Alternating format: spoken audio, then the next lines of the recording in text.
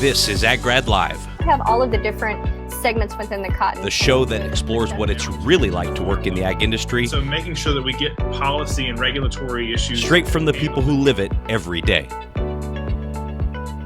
Hey everybody, happy Thursday. We're back with another edition of AgGrad Live. I'm fresh off of a week from vacation, which is why we didn't have one last week. Every year, my family and I do a wagon train in Wyoming, where it's just horses and wagons and no phone service, no email, no Wi-Fi, no anything, and it was fantastic. So I'm back and charged up, refreshed, and ready for another week of AgGrad Live, and I couldn't be more excited for our guest here today. He's one of the AgGrad 30 under 30. Actually had him on my other podcast, oh boy, maybe it was a year or two ago, talking about his startup, SwineTech. I'm going to bring him on here now. This is Matthew Rooda, founder and CEO of SwineTech. Matthew, thanks for being on the show.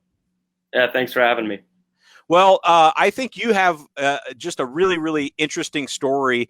Maybe that's just a good place to start is by taking us back and to the origins of your company, your startup, SwineTech. So when did you first get this idea, and how did it sort of start?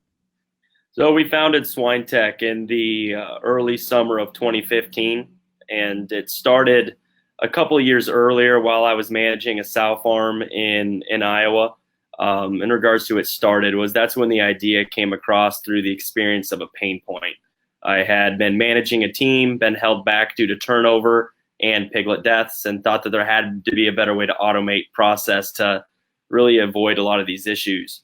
I then, between that time and founding the company, went and worked in a nursing environment as a medication aide. And after witnessing a lot of the process that went on through healthcare, found a way to merge the two into a way the pork industry could gain value. And at that point, had you been looking for an entrepreneurial opportunity to dive into? I hadn't. I was going pre-med, ready to be an obstetrician, so probably the opposite direction, to be honest. And tell us about kind of, that must have been difficult. I mean, it probably didn't happen in one moment where you're just like, oh, now all of a sudden I'm not an obstetrician. I'm going to go be, a founder of this company. Tell us about that thought process and that decision to finally decide to dive in and start your own company. It was a very interesting decision. I mean, when we decided to start doing it, a lot of the reason was because Iowa said, hey, we have a few $1,000s in grants for students doing really cool stuff. And when we applied for it, we had gathered data from producers. We had sketched up our initial plan. And when we won, you really start thinking, where do I spend my time? And at the time, we had a professor, or I had a professor that told me, you can't do both. I think might have been able to, but I'm glad he told me that, because it really made me think about what I wanted.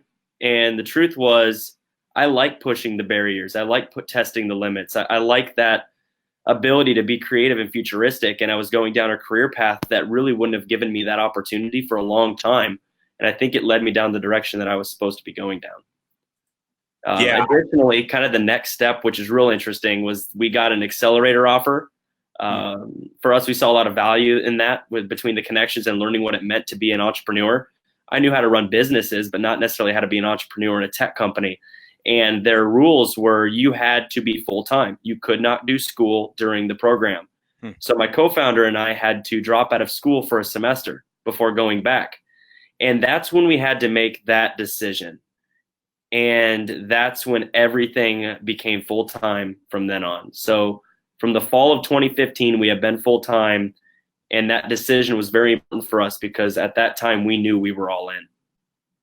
Yeah, that's so critical, because I think that's something a lot of us struggle with, which is we want to do so much, and maybe it's fear or insecurity, or maybe it's just the desire to do a lot of things, where it's really hard to put that constraint on ourselves to like narrow down and say, hey, I'm going to do this, and either it's going to succeed or it's going to fail, but this is what I'm going to do. What accelerator were you part of?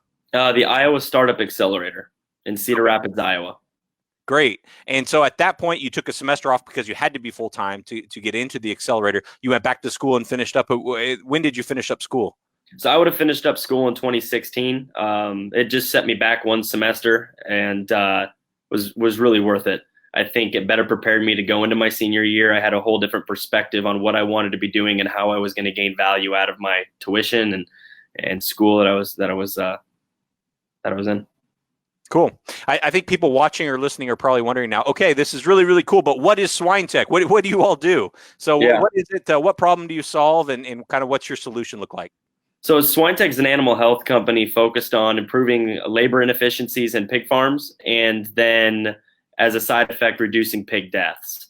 Ultimately, what our technology is it's a platform inserted into a birthing environment for piglets that looks over the mom, over the piglets, alerts caregivers of issues, and then in real time can also prevent a mom from squashing her baby piglet during that time frame. And it's a big problem. Around the world, over 160 million pigs get squashed by their moms. Another 210 die from they die from a lack of timely care during the birthing process.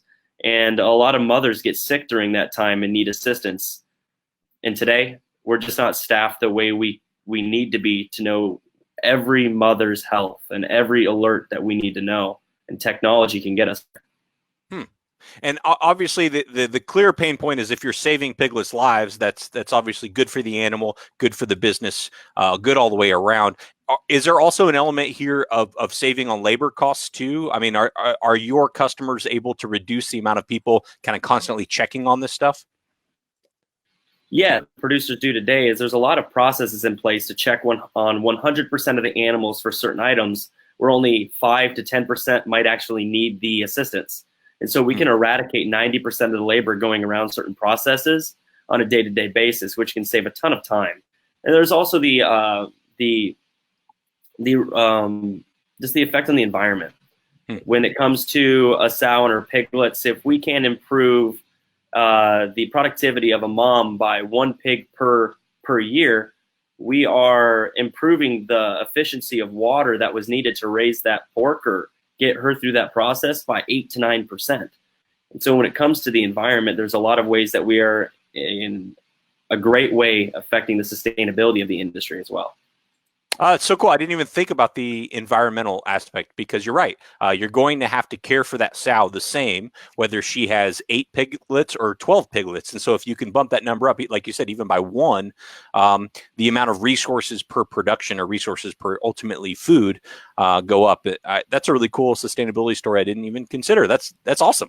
You chose to kind of pursue this full-time after college. Do you ever kind of think about, oh boy, I wonder if I would have gone and got a job first, if that was a better way to go? Or how do you look at that decision, and maybe for others who might be facing that same decision? It's an interesting one to look back on, and it might not always be the smartest thing to do until it's all said and done. When you look back at a lot of the friends that did go to college, I mean, they have a lot more money to move around. They're typically living in houses as opposed to apartments or couch surfing.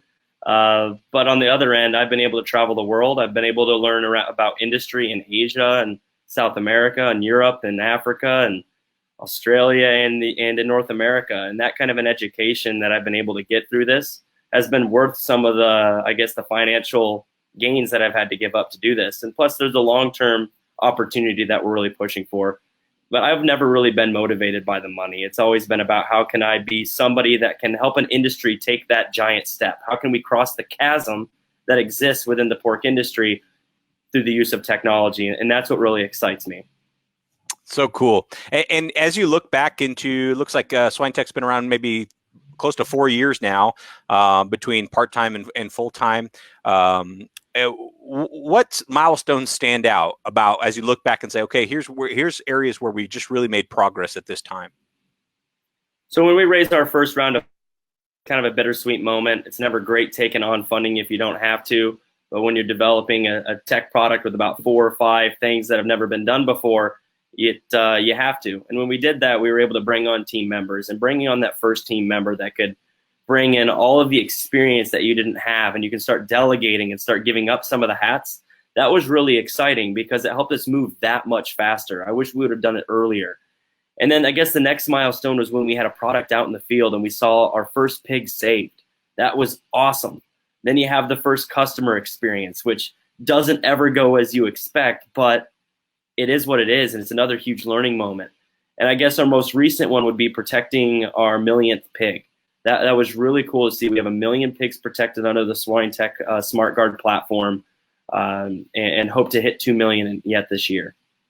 Man, and when you say protected, that means whereas maybe before they used to be crushed by the sow, this percentage of the time you're reducing that to a certain percentage. What do those numbers look like? Yeah, so for us, what a million pigs means is that we're overseeing a million pigs, and there's a million pigs that have the opportunity of being laid on, and we're protecting them all. When it comes to some of the numbers that we see to date, it varies a bit. It does based on what type of production system it is, how many pigs they have, but we can reduce crushing by as much as 80% in some cases, but as an average of what we see is right around 41%. Wow. Yeah, no, that's significant for sure. For you as a founder, I know you talked a little bit about growing your team when you got the round of funding and that sort of thing. I have found kind of starting a company to be a very big exercise in self-awareness. You start to realize, oh wow, I'm not good at everything. I'm good at these things, but not so much those. What have you found tends to be something that you like to do because it suits you versus things that maybe other people on the team are better at? So for me, I mean, I really like going out there and identifying the opportunities that exist, and then helping structure the milestones that we need to accomplish to obtain that vision. I really enjoy that. I believe I'm naturally good at it. It takes a lot of time to travel the world to identify where industries are moving, where you can pull from, but it's really valuable, and that's something that I'm pretty good at. And then how we communicate that. Where I do lack is the enjoyment around putting into place process. I'm an individual who loves process, but I'm not good at putting it into place. And so my co-founder, Abraham, enjoys that, and he's very good at it, very talented, gifted around that. And so that's been a really good way for us to have been able to work together over these last few years. Cool. And when and why and how did you come to the conclusion that you two need to join forces to co-found this company together? Right off the bat, I remember doing some initial validation around, does this make sense? But right away I told him, hey, I want you to be a part of this. He had been going to school for computer science, had a background in manufacturing. He was from Mexico originally. And when we look at the pork industry and what we had to do, we had to develop a technology through software. We had to manufacture it. And about half of the employees on these sow farms are of a Hispanic or Latino background. And so having that ability to team up and work with just about anybody in the industry was pretty awesome. And did you worry that people would have a hard time taking you seriously because you were so kind of fresh out of school and young? And how did that go? And what has been your experience along those lines? I can't remember. It's been interesting. I do remember, though, that I was surprised people cared about pigs. My biggest concern was when I go out to the East Coast and the West Coast, Microsoft, Harvard, Princeton, all those places we had to go, why would they care about pigs? And what we found out pretty quick was ag tech hadn't been big yet. A lot of people don't understand what happens on the farm. And so it actually ended up being an advantage. They had heard all of these app ideas. That was the big thing in 2015. Don't bring me another app. We were new.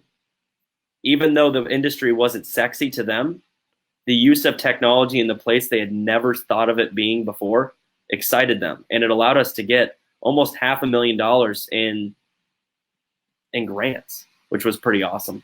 As you took on funding, because you were talking about sort of explaining ag tech to these investors and also getting these grants, and it kind of got you going there. You all have like a software component, a hardware component, and I'm sure some sort of service component because you're solving this problem for these customers. So how did you decide what to focus on first, or like, hey, how did you just understand where the first milestone needed to be for this thing to work?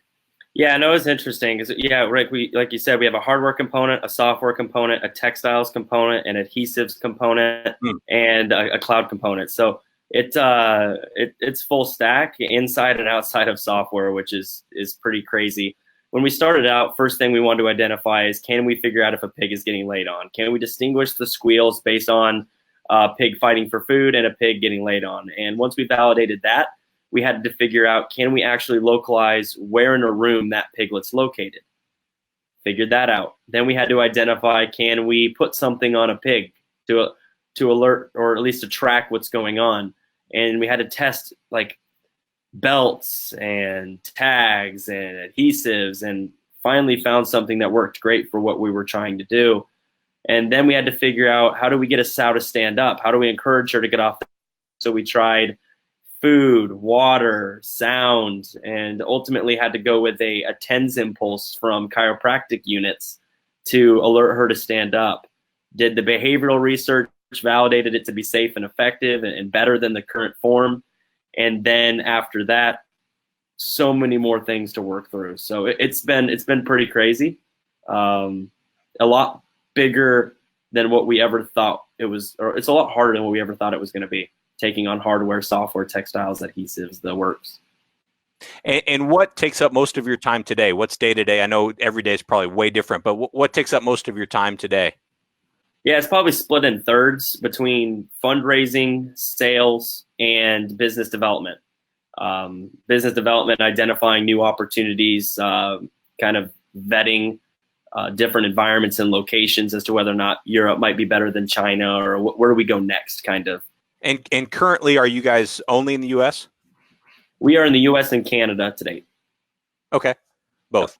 Yep. Nice. So we're working with we're working with producers that manage about 18% of the U.S. swine herd. So big customers. If we were in retail, it'd be like saying we work with Walmart and Target. So and with the right places, we still have a lot of validation to do before we're going to be scaling, but in the right places for sure. Very cool. And so if somebody's probably watching right now and thinking, like, I wonder if, I've always thought it'd be cool to own my own business. Based on your experiences, what would you say are the type of people who maybe are well suited for entrepreneurship, or maybe the type of people who aren't, so they could better sort of self-assess themselves? That's a loaded question. I think you can look at it a different way. Who believe every youth can be an entrepreneur. That'd be the Future Founders perspective out of Chicago. And there's others that say, you know what, you have to be a pretty crazy person to get into this. And they'll say there's maybe 5 to 8% of the population who are personality-wise cut out for all the challenges. I'm kind of somewhere in the middle. I think it has to do a lot with where are you in your life, what experiences do you have in your background, and are you going to be all in? I think that's the one thing I can say. If you're not willing to be all in, if you're not willing to lose and drain your bank account to go for something that you want, and if you're willing to give up the income that's going to come over the next few years about you doing your regular day-to-day job, then it's right for you if you're willing to give that stuff up. If you're not willing to go all in, you're just going to be wasting your time, wasting your energy, and you're going to end up more unhappy than I think you will be fulfilled going forward. You got to be all in. Yeah, that is definitely spoken from true experience. For you, what's the hardest part? The people, people see, they see you in articles and they see you on interviews like this, and they see, some of the cooler aspects. But what's the hard aspect that a lot of people don't see? So I think the hardest aspect for me is, one, I'm not an engineer, and two, I'm very competitive. So how I can impact the company and move forward isn't as directly as my competitive self might want to be. I mean, you do have to rely on others. You do have to bring in really great people and allow them to do what they do best and go out there and grab that business by the horns and grab the deals, get the industry to understand what's going on. But when it comes to being competitive, it's never as fast as you would like it to be. And so that's hard. You're always setting goals that are bigger than what you can obtain sometimes. And I think the second would be, when developing this many different types of novel technologies into one device takes a while. And we never really thought it'd take as long as it has. And so just being patient, not naturally the most patient person. So that's been a struggle. You see a lot of these companies that are just in software, not in hardware, that take off within a year or two.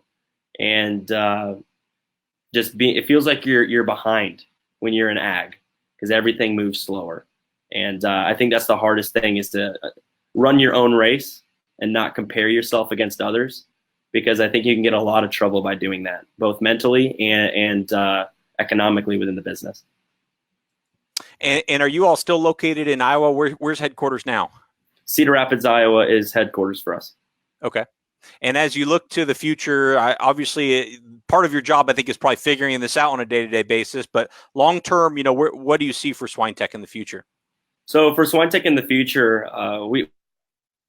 technology is being the device that's going to save pigs from getting laid on. It had a great story behind it. It was very easy to understand. Ultimately, that's a feature of what we do. It's a portion of our device and our technology.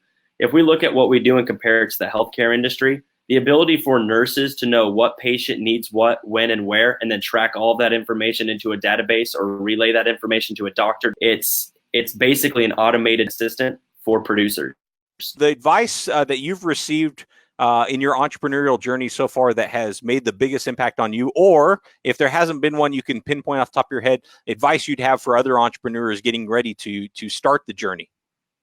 Yeah, so mine's pretty close to the heart. It's while we were starting this company, a lot of what we had to do was with acoustics. And an uncle that had a large acoustics engineering company in the US got leukemia. And during that time, I had a talk with him, and I asked him, what is your biggest advice? And it was never constrain yourself on resources to the point where you can't make the decisions that you need to for the business to be successful. And that is really rung true when it comes to raising funding. It's I will oversubscribe. I will make sure we have the cash necessary to make those decisions, because in entrepreneurship, being able to pivot is so important. And if that capital is not there to allow you to pivot and make the business, you're going to go out of business. And so that was really helpful. Another one that we had got along the way is just to be open-minded. You can surround yourself with so many people who can help you through so many issues, and it can really help if you just don't think you have all the answers, because in reality, you don't. Makes sense. Well, Matthew, if there's any potential entrepreneur out there watching, or swine producer, or somebody who just would like to follow up with you about anything we've talked about, what's a good place to send them? I want to put your contact information up here. Yeah, if they can go to swinetechnologies.com, that would be great. We have access to more information about the company, our values, the product, how that can help them, the potential return on investment that they can obtain from that, and then also a contact form where we can get in touch with them, usually within 24 hours. And we'd love to talk with anybody who's interested in learning more, whether that's a consumer or a producer. So reach out and love to chat. All right, we've got that website up on the screen for those watching, swinetechnologies.com. Matthew, congratulations again. AgGrad 30 Under 30, really, really well-deserved, and I'm excited to see where SwineTech goes and your entrepreneurial career takes you from here. So thanks for taking the time here today. Sounds great. Hey, thank you very much. Thank you for joining AgGrad Live. Visit aggrad.com, that's AGGRAD, to join the community, create your profile, and learn more about careers in the agriculture industry.